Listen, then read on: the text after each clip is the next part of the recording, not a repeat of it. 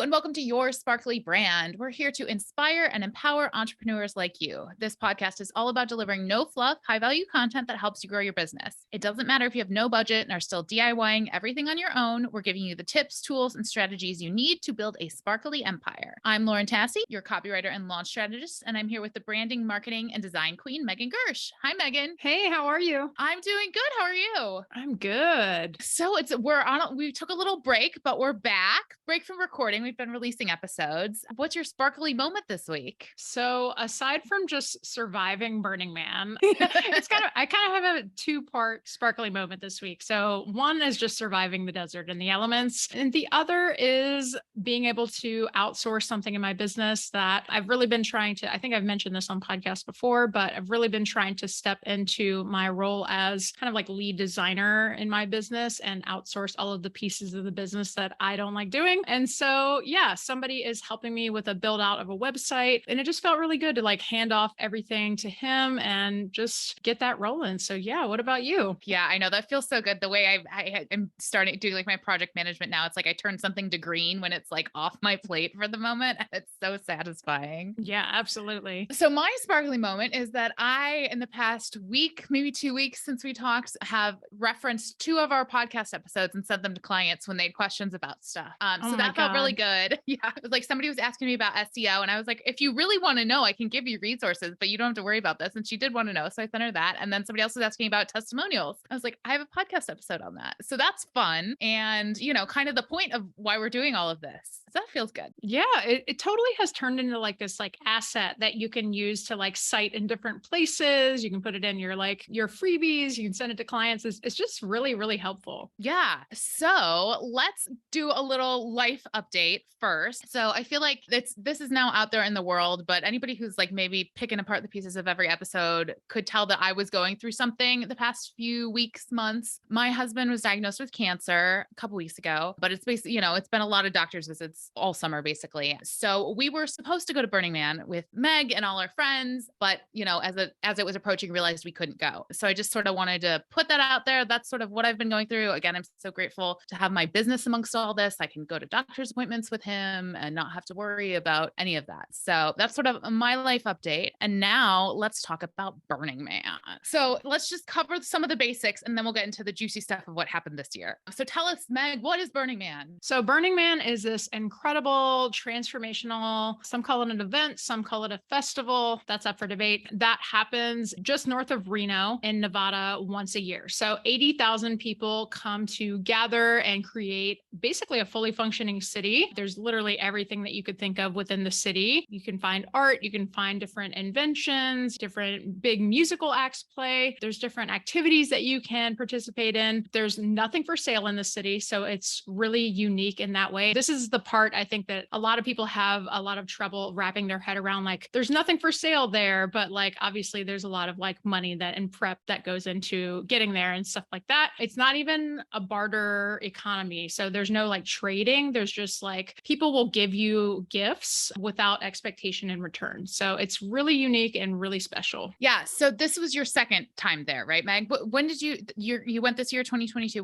Which year did you go before? 2015. 2015. Okay. And so I was there in 2018. So we sort of have the past few years spread out. And so one of the really cool things, and I think, and this is when we bring it back to like how it relates to business and stuff, is the 10 principles, right? And the 10 principles are these basically the pillars, right? They're content pillars. They're guideposts for how things run, not just like at Burning Man or at, the organization that runs Burning Man, but like all of burner culture really is sort of supported by these 10 principles. So we won't go into all of them, but like gifting is one of them. But there's just a couple that as I was reading them, I was like, I feel like these really apply to business owners. And so the first one I want to talk about is radical inclusion. And this one says that anyone may be a part of Burning Man. We welcome and respect the stranger. No prerequisites exist for participation in our community. And I think as a business owner, like thinking about that, it's an interesting thing because we talk about like you're for some people, you're not for some people, but that's not about exclusion. That's about like attracting and magnetizing your customer. But in terms of like who is your customer, it could be anyone. And so that's something I like to think about, like how can I be more inclusive in what I do with my business? Yeah. And this is where it goes back to like, it's not capitalism, right? Like, it's just like, it's very anti-capitalist. And like, this is where it becomes like kind of hard for people to wrap their heads around like, okay, like like people are just so nice there. And it's just like so welcoming. And like people wave to each other when they're riding by on their bikes and like help each other out. And if somebody falls off their bike, like people will run over and try to help them. It's just a very kind and caring community. So the next principle that we want to talk about is decommodification. This is honestly one of my favorite ones. And I've talked about this a little bit on my TikTok about how interesting it is as a brand designer to see a community that embraces this decommodification aspect of it. So essentially, you will see a lot of any brand that you see on the playa will be covered or distorted in some way. And a lot of people go to great lengths to like for example, like people will rent U-Haul trucks or something like that, and they will modify the logos or they'll completely cover the logo so that there are no brands that are visible in the community. And this is all an effort to support the gifting community because we want to rule out any of the businesses and brands that are obviously necessary to actually attend the event, but we want to create this community that is brand free. And as a brand designer, this is so interesting to me. And it's one of those things where you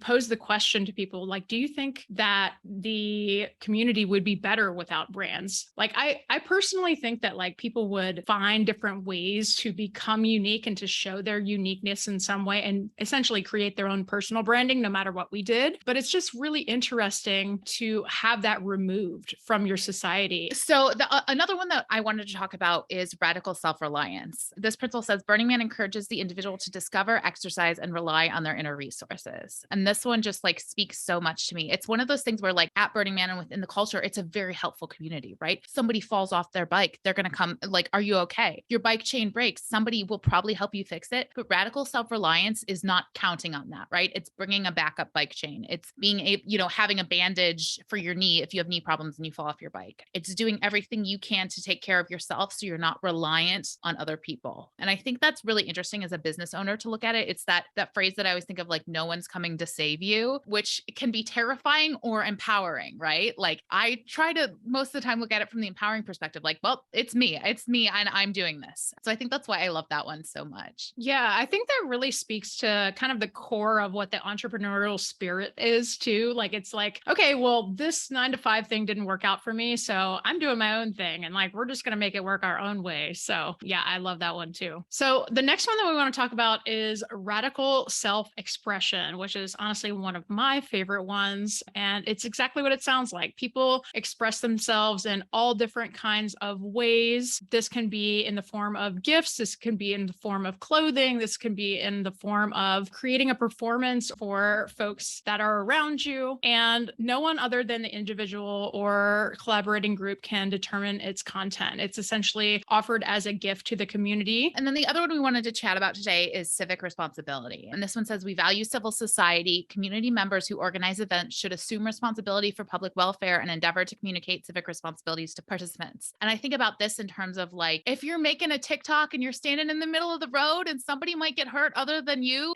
at all, or you're, doing something and it's going to be graffiti, like we have to think about that, right? Like this is our community. Even if we're just talking about the world, like we have to take care of these things and take responsibility for it. Yeah, I love that one so much too. All right. So now we've covered what is Burning Man and what makes Burning Man Burning Man. So I want to hear about this year for you, Megan. We haven't talked about it yet since you've been back. So I'm fresh as our listeners. Tell me about it. This year was super hard. Weather-wise, I have heard from several veterans that this is one of the hardest years that they have had in years. We had 3 different whiteout dust storms. So for those that don't know, out in the Black Rock Desert, there is alkaline dust and it's really, really fine. It gets into pretty much everything that you bring to the desert. And when the weather gets really bad, the wind will pick up and it creates what's called a whiteout, where you cannot see 5 feet in front of you. So you pretty much just have to stay put until the weather kind of subsides. But we had 3 of those this year, which was extremely tough, but we got through it.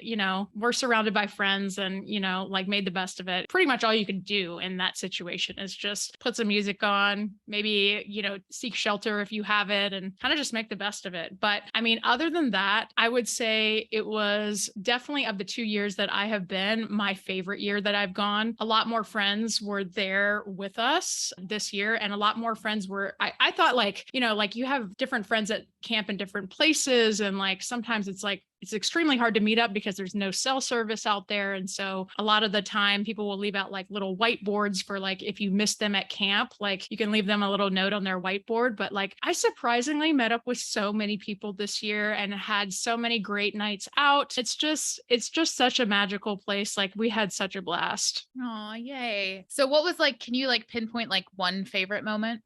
We had this really amazing night where we admittedly were kind of chasing music this night, but it turned out to be a really awesome night. We wound up seeing the sunrise, but nighttime at Burning Man is so special. And it's basically like the biggest party you've ever seen in your life. Everything is lit up with LED lights and there's lots of, like different firework type shows and stuff like that, like people lighting things on fire and all sorts of things. But the one night that's sticking out to me is we went out to chase some music. We had a really amazing night where we saw Jan Blomqvist, and then we went to a camp called Ego Trip for a few hours. And it was just like a really nice moment where we had a bunch of friends there. The moment that's sticking out in my mind is before we met up with all of our friends at Ego Trip, we were just kind of chilling by the bar. There was like these couches set up there. And I was just sitting there with my friend Jeremy, and all of a sudden this magician like comes up to us and he just starts performing this like close-up magic show. And it was just so unexpected. And the guy was like so good. And he just performed all these tricks. And like, it was just like one of those moments where it's like, that wouldn't happen in just like in ordinary life. It was just like really charming and awesome. Oh, I love that. Yeah.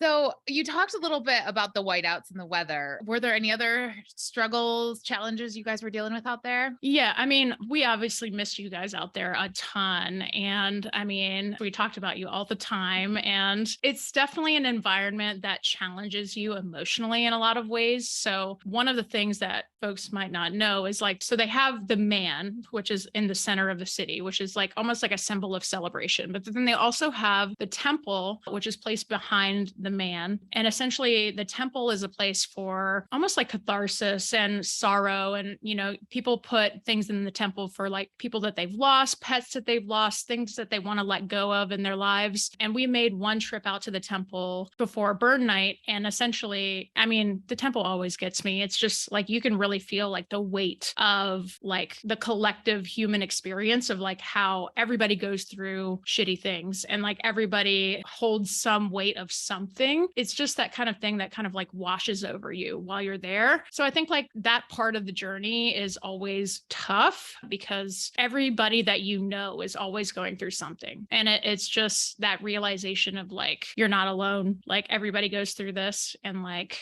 everybody's there is just like crying and like kind of trying to support each other and hold each other and stuff like that. But it's one of those things that it's hard, but it's in a way it's beautiful at the same time. Yeah, the temple is such a weighty place. And I think people who like just sort of think Burning Man's like a big party in the desert don't realize that there's like all these much deeper components to it. And the temple being one of them, like that place is not a party. Yeah, definitely not. So I wanted to ask you, what were some of your favorite art pieces? Ooh, so they always have, I don't know if it's the same artist every year, but there seem to always be these like large scale metal human pieces. Yeah, I know what you're talking about. Yeah. Have you seen the ones from this year? They're like kind of incomplete. Is that? Yeah. Yeah. Yeah. They have like kind of pieces missing from them. Those were really stunning to see in real life. Also, I saw some like really fun art cars this year. There was like a sheep art car that I really liked. And like, it's just like maximum silliness. Like people are so creative. One of my friends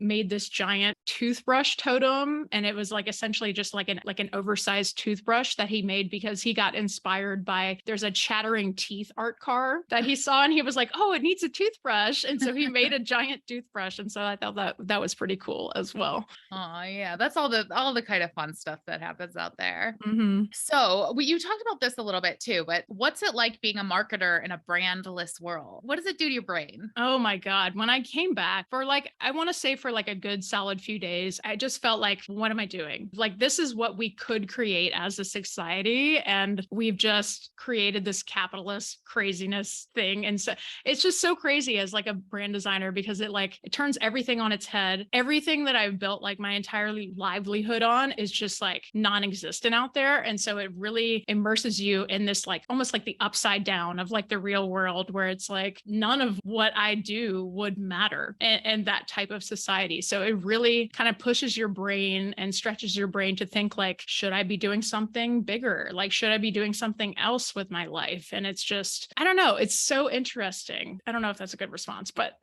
it's It's a tough question. But yeah, I just started copywriting. No, I hadn't even really. I think I was just like maybe thinking about it. I think I was still working in casting when I went. So I haven't really experienced that yet. yeah, it's really, really interesting because like if you weren't doing what you do right now, like what else would you be doing? And would it be something like more artistic or more creative or grander than what you're doing right now? You know, like it really forces you to think bigger, you know? So did you have any like aha moments or like business revelations while you were out there? Like, oh, I should do this or I could create something like that. I definitely had a few moments where like I definitely I'm feeling the need to get back to like creating just in general. Like I create for work all day long, obviously, but like a lot of the time I will push off like my personal projects or like just like creating stuff for fun, painting or drawing or any of that stuff. But like one thing that you realize when you're out there is just like people celebrate like just creating for fun and like being silly and like just